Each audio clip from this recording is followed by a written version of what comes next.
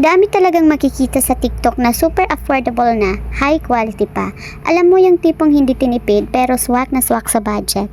Eto na naman tayo, nabula na naman ako, pero worth it naman lalo na't para sa panganay ko to. Grade 5 na kasi siya at sabi niya ayaw na raw niya ng pencil case.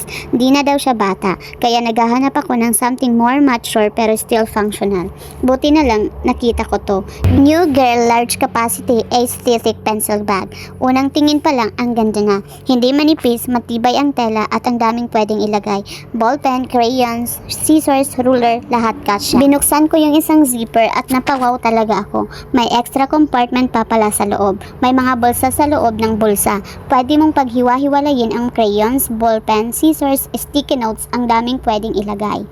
Perfect talaga to sa mga students na papunta sa nasa big kid stage. Hindi na pambata ang design pero very aesthetic pa rin. Sakto sa school bag at hindi mukhang bulky. Stylish, functional, and super affordable. Sulit na sulit. Kaya kung naghahanap ka ng bagong pencil bag or organizer, check nyo to. Baka ikaw ang next mabudol pero in a good way.